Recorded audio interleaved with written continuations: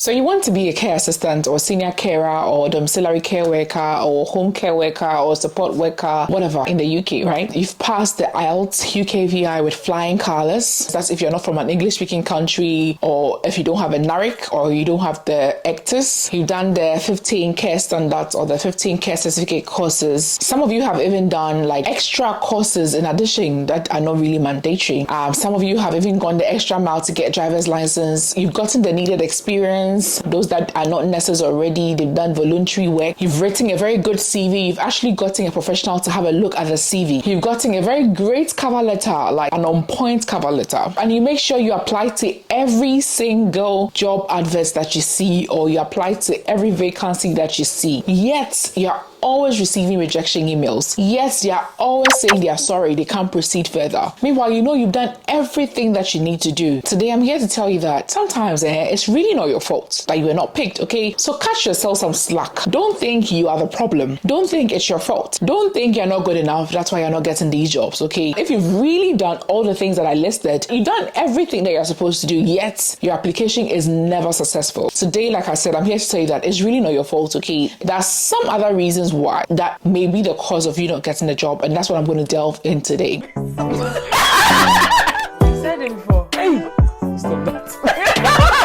So the first thing is that this thing has become highly competitive. Highly competitive. So imagine a care company puts in a job ad, okay? They advertise on Indeed or wherever, and then you apply. Or let's say I see it and then I post it on my community page. There are thousands of people that are also looking for this opportunity and are also going to apply. I post it on my Telegram. The Telegram group already has over 14,000 people. I posted here on YouTube. I have over 70,000 people that are watching, and most of these people are looking for such opportunities. Meanwhile, this company only needs 5 people. So let's say they put the job ad and then they get 2,000 applications and they need only 5 people. That means your chance of getting this job is 0.0025%. Your chances of getting this job is less than 1%. It's 0.0025%. That's very tiny. So it's not like it's your fault. And then most of these employers or recruiters, what they are going to do is maybe they're going to just select maybe 500 or 200 and just go through these 200 and then pick somebody out or pick the 5 people out. Sometimes they may not be able to go through all 2,000 applications. Okay, let's be realistic. They only need 5 people. They may not be able to go through all 2,000 applications. So sometimes your CV might be good, but they may not get to you. So automatically, they'll just send the rest of you, the 1,995 of you, a rejection email. But that doesn't mean you're not good enough, okay? So cut yourself some slack. It's not your fault. Last time I was speaking with the owner of Inventors, which is also a very good recruitment agency. That guy is genuine. The owner is called Phoeben. He's brought thousands of nurses to the UK in the past years. He also does not charge any fee. I know for sure that he's very genuine. And he was telling me that the last time a company contacted him, they needed 100 senior carers, okay? And he only put it on Facebook. He didn't put it anywhere else, only Facebook. And he had 3,000 applications from just Facebook alone. 3,000 applications. So you can imagine it has become highly competitive. That's number 1. Number 2, also know that every employer in the UK has to make sure that they are meeting the resident labour market test. So what is the resident labour market test? The resident labour market test requires the employer to show to UK Visas and Immigration that no settled worker is available for the role they wish to fill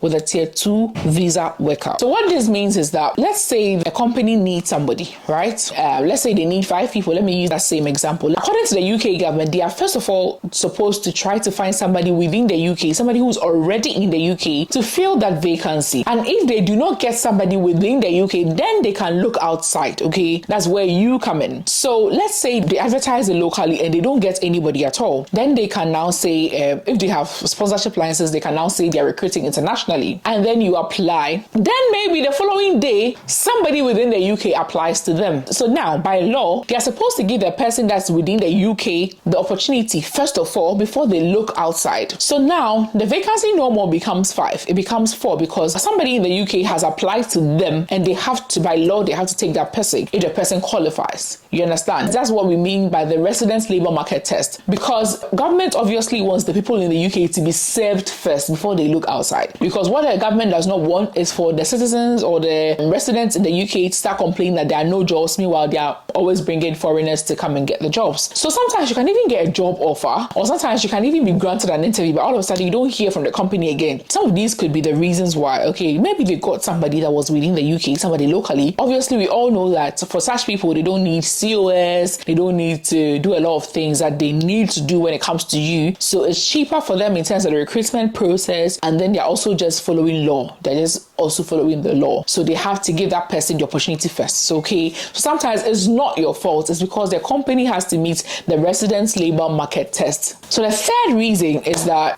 honestly, some companies have decided that based on their experience with some people from some particular countries, they've decided that they are not going to recruit from certain countries again. It's very wrong for them to think like that. Probably, let's say they took people from country A and those people came to the UK, they worked for them for 6 months and they decided to leave. And it hurts them that we've gone through all the process with you. Sometimes the company is not even pissed about the money. Sometimes it's the time they invested. Honestly, they did interview for you, they did induction for you, they invested in you, and then you come and then 3 months later you want to end the contract. Sometimes it's not even about the money, sometimes about everything else aside the money. So let's say they recruited people from a certain country and then the people came, and after 3 months, after 6 months, the people said they were leaving and it hurts them. So they decided that let's say we're not going to recruit from this country again, because we realize that when they come, they don't stay with us and they leave. So it hurts them. Okay, so sometimes some people are just turned off by the whole thing and they decided not to, which is obviously not the right thing, but that's what happens. So let me add that your attitude today can affect the next person in line, can affect your brother or your sister. Okay, so when we go, we should do what is expected of us. Okay, that's why you always have to do your research even before you sign the contract. You understand? The fourth reason is that you're probably applying to a company that does not have a sponsorship license. Okay, so not all companies in the UK have the rights to recruit somebody from outside the UK or to bring you to the UK to work for them. Okay, not all companies. Only a certain fraction of companies in the UK have the rights to recruit people internationally or to employ you from Africa or Asia or wherever. Okay, so you always have to check whether the company has a sponsorship license, and then also usually they'll state in the job adverts that they are offering sponsorship or international applicants are welcome. Okay, they will state it there in the job ad, and if they do not state it and you're not sure, you can always check the company's name to see if they have a sponsorship license. So a company to be able to recruit internationally has to apply to the Home Office for sponsorship license. That is what they need before they can recruit somebody internationally. So if you are applying to any advert at all and every advert at all, you keep getting rejection emails, probably the companies that you're applying to, they do not have the permission to employ you internationally. So they're obviously going to tell you no. Like I said, this thing was just recently introduced. So more people, more companies, more private healthcare companies and facilities in the UK are now trying to get a sponsorship license so that they can employ people internationally. Because what happens is they really do benefit from us. They do benefit from us, I'm telling you. For instance, my care home where I'm working at the moment, we've been so short. Like this week, there were some carers that had to do 24 hours. They did day shift and they had to stay through till the next morning 8 a.m.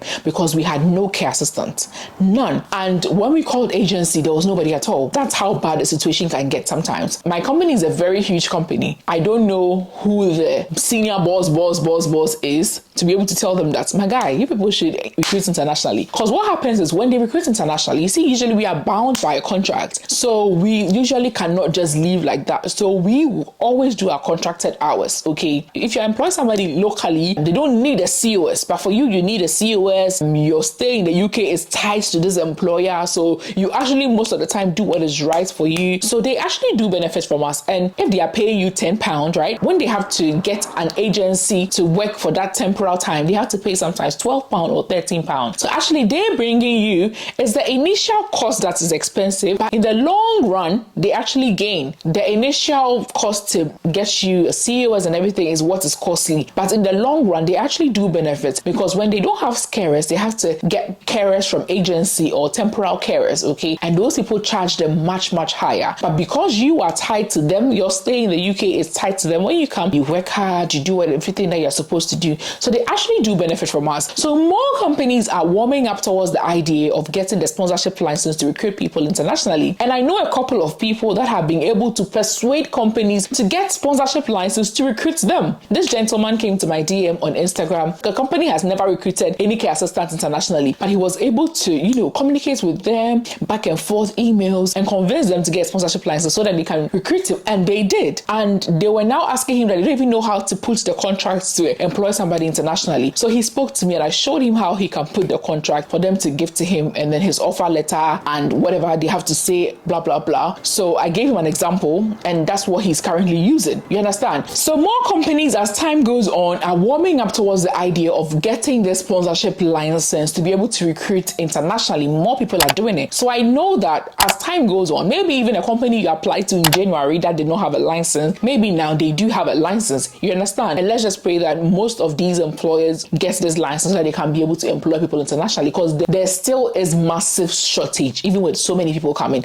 there still is massive shortage. Okay, so you can still apply to those that are not offering sponsorship license. Hopefully you'll be able to convince them, but that is very, very unlikely. The possibility is like this: it's just 1 in a million. Some people have just been lucky, but it's not common. Okay, so if you target companies that do not have sponsorship license, be ready to receive a couple of rejection emails. Okay, so my advice for you is that you don't really know which application is going to fetch you the job. There are people that have sent me several messages. They were literally frustrated and almost at the verge of giving up, and they told me, "No, I'm tired. I've applied to 3,000." I'm like, 3,000, really? And I've still not gotten a job offer. Sometimes I don't even see the message early enough. When I go back to reply, I'm like, "How is it going, my dear?" They'll be like, "I have a job offer now. They've offered me my COS." I'm like, you see, I'm not here to discourage anybody. I'm just trying to tell you that these could be some of the reasons why you've not gotten a job. So don't stress yourself thinking you are the problem. Don't stress yourself thinking you're not good enough. These are realities on the ground that you may not be aware of. Okay, so keep applying, but when you get rejected, if you have done all the necessary things and you are still getting rejected, don't think it's your fault. Okay, expect some rejection emails here and there. Like I said, more companies are now getting the sponsorship license to be able to recruit people internationally. So be happy that as time goes on, it will become much, much easier. Also, you don't know which application exactly is going to be the one that was successful. You don't know. So put in your best for each application. That's all I can say. And until you get a COS, until you get a certificate of sponsorship, do not stop applying. Even if you get a job offer, it's not enough. Still keep searching until a company gives you a certificate of sponsorship. That's when you know that you are here,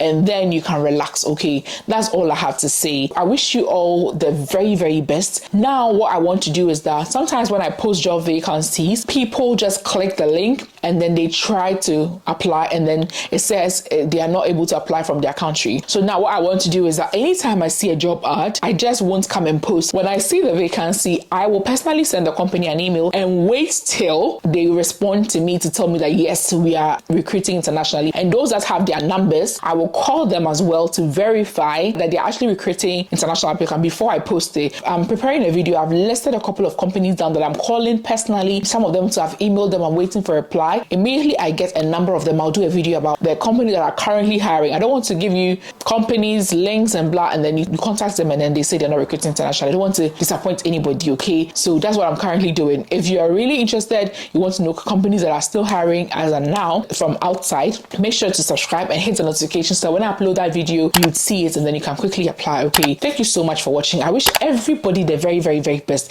Don't give up on the UK dream. There's a lot to gain than a lot to lose, okay? Just keep applying. I love you all. Bye.